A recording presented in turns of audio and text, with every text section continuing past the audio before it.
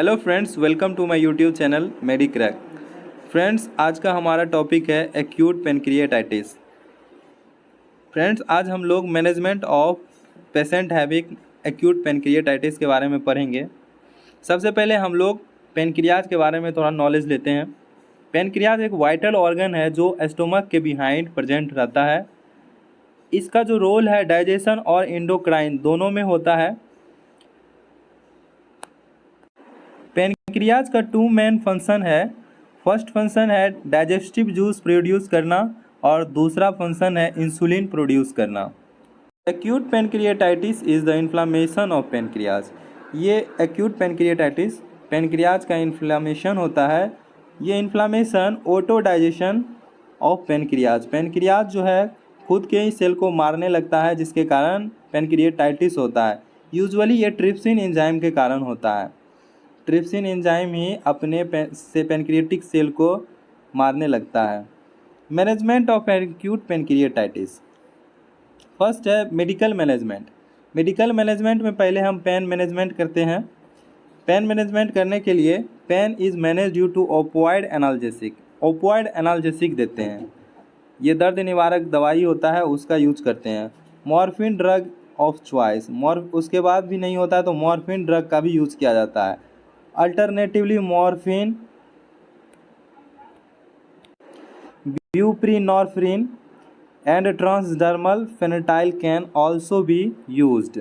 ये सारे pain killers हैं, ओपियोइड ग्रुप के मेडिसिन हैं। इसका यूज पेन मैनेजमेंट के लिए किया जाता है। सेकेंड है maintain hydration and electrolyte balance. अब पेशेंट अगर डिहाइड्रेट हो रहा है तो उसको हाइड्रेट करेंगे, और उसके बॉडी में अगर इलेक्ट्रोलाइट की कमी हो रही है तो इलेक्ट्रोलाइट बैलेंस करेंगे। इसके लिए सबसे पहले हम लोग करते हैं replacement of lost body fluids to correct hypovolaemia. अगर पेशेंट डिहाइड्रेशन में है तो उसको हाइड्रेट करेंगे करेक्ट बॉडी फ्लूइड्स दे करके। Restore electrolyte balance. इलेक्ट्रोलाइट की अगर कमी है तो इलेक्ट्रोलाइट बैलेंस करेंगे इलेक्ट्रोलाइट दे करके। Assess the patient heart rate. Patient के हार्ट रेट को देखते नोटिस करेंगे, ब्लड प्रेशर को नोटिस करेंगे और यूरिन आउटपुट को हमेशा असेस करते रहेंगे।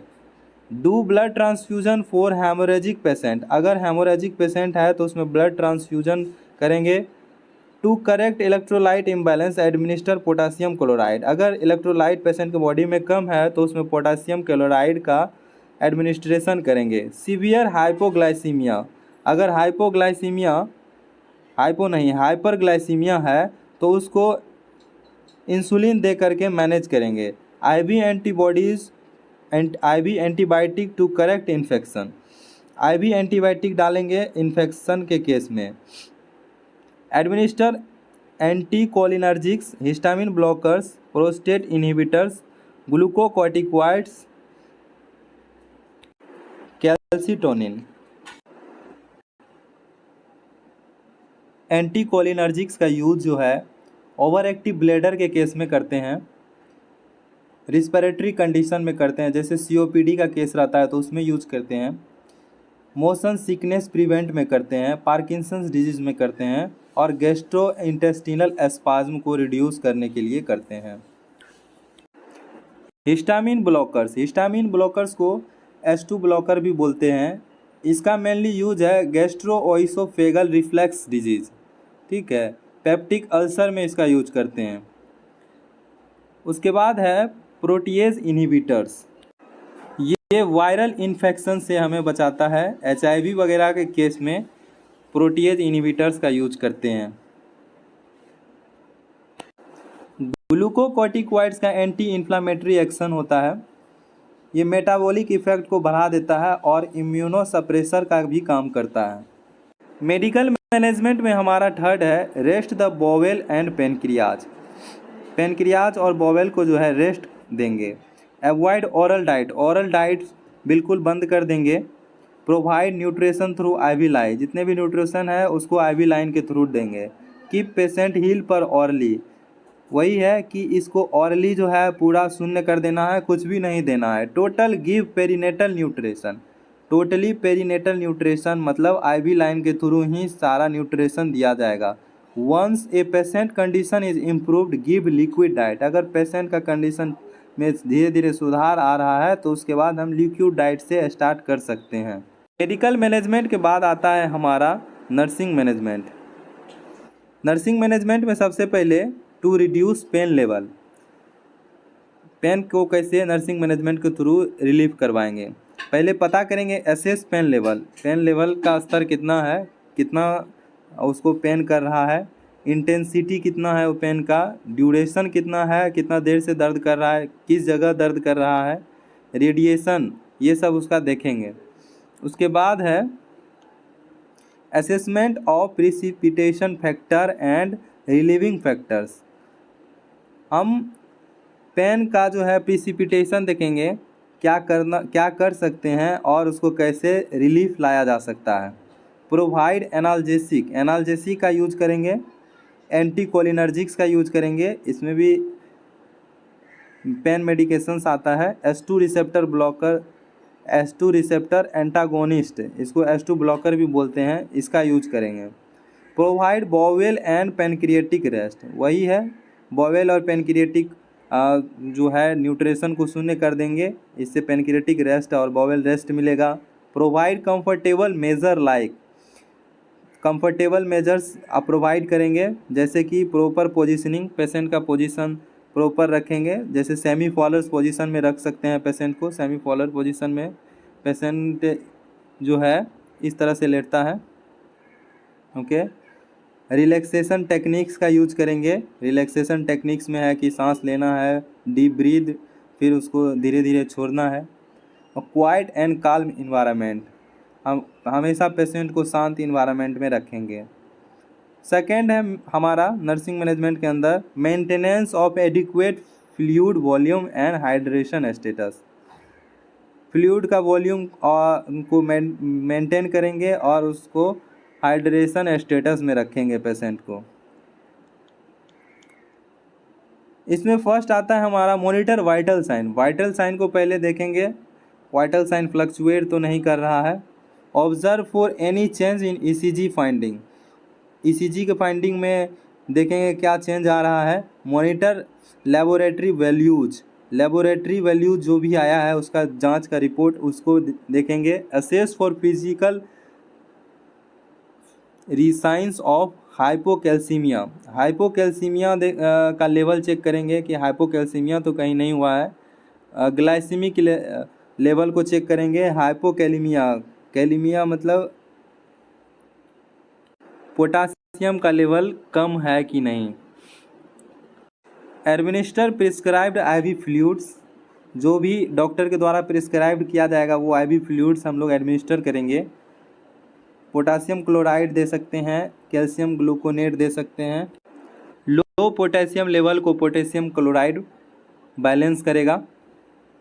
कैल्शियम ग्लूकोनेट हाइपोकैल्सीमिया के कंडीशन को सही करेगा। Assess for abdominal distension, abdominal distension जो है एब्डोमेन के स्वेलिंग और इनलार्जमेंट को बोलते हैं, इसका भी एसेस करेंगे, पता लगाएंगे। नर्सिंग मैनेजमेंट के अंदर थर्ड है हमारा maintenance of adequate nutritional status. इसमें हम सबसे पहले क्या करते हैं, assess patient nutrition status, nutritional status को एसेस करते हैं, जानते हैं। उसके बाद कीप नील पर ऑरली, ऑरली जो है कोई भी चीज़ नहीं देना है पेशेंट को जब तक कि बॉवेल साउंड और पेन ख़त्म ना हो जाए। चेक पेशेंट्स वेट, पेशेंट के वेट को डेली चेक करेंगे। एसेस स्किन इंटीग्रिटी, स्किन के कलर, स्किन का जो हेल्थ है इसको एसेस करते रहेंगे। Monitor patients oral intake response and starts with liquid, patient का जो है ओरल इनटेक रिस्पॉन्स को देखेंगे कि वो कैसा रिस्पॉन्स देता है ओरली इनटेक करने पर, और उसके बाद अगर सही रिस्पॉन्स रहा तो हम लिक्विड से स्टार्ट कर सकते हैं। उसके बाद है provide supportive therapy with anticholinergics, ये सब मेडिकेशन के थ्रू उसका जो है पेप्टिक अल्सर, पेन मेडिकेशन, ये सब सही करेंगे। चौथा है हमारा maintenance of effective breathing pattern, breathing pattern को जो है ठीक रखेंगे। इसके लिए सबसे पहले क्या करेंगे, assess respiratory rate, respiratory rate का एसेस करेंगे। Assess respiratory rate depth of patient, respiratory rate का एसेस करेंगे, पता लगाएंगे कितना पर मिनट है, उसका डेप्थ कितना है। उसके बाद एसेस फॉर प्रोग्रेसिंग डिस्ट्रेस, कोई उसको कठिनाई तो नहीं हो रही है रिस्पिरेशन वगैरह में, इसका भी पता लगाएंगे। Auscultate lungs for diseased breath sound, decreased breath sound, breath sound अगर कम आ रहा है तो पेशेंट के लंग्स को अस्कल्टेट करेंगे, मतलब स्टेथोस्कोप से उसका सुनेंगे कि क्या दिक्कत है उसको। उसके बाद है encourage effective coughing, turning, deep breathing and incentive spirometry, patient को इनकरेज करेंगे कफिंग के लिए, टर्निंग के लिए और डीप ब्रीदिंग के लिए और इंसेंटिव एस्पायरोमेट्री के लिए। इंसेंटिव एस्पायरोमेट्री जो है वो हेल्प करता है remove the muscles and other fluids from your lung as you recover from the procedure. Okay, उसके बाद है provide bed rest and oxygen therapy, patient को बेड रेस्ट देंगे, पेशेंट को ऑक्सीजन देंगे, डिफरेंट टाइप से दे सकते हैं, जैसे नेजल कैन्यूला के थ्रू दे सकते हैं, ऑक्सीजन मास्क के थ्रू दे सकते हैं, वेंट्यूरी मास्क होता है उसके थ्रू भी दे सकते हैं, और भी अदर मास्क है और ऑक्सीजन टेंट है, इन सब के थ्रू ऑक्सीजन थेरेपी उसका कर सकते हैं। Keep patient into semi फॉलर्स position, patient को सेमी फॉलर्स पोजीशन में रखेंगे, ये है सेमी फॉलर्स पोजीशन, ताकि पेशेंट का ब्रीदिंग पैटर्न सही रहे। मेडिकल मैनेजमेंट, नर्सिंग मैनेजमेंट के बाद है हमारा तीसरा सर्जिकल मैनेजमेंट। इसमें पहले हम लोग क्या करते हैं, इंडिकेशन देखते हैं।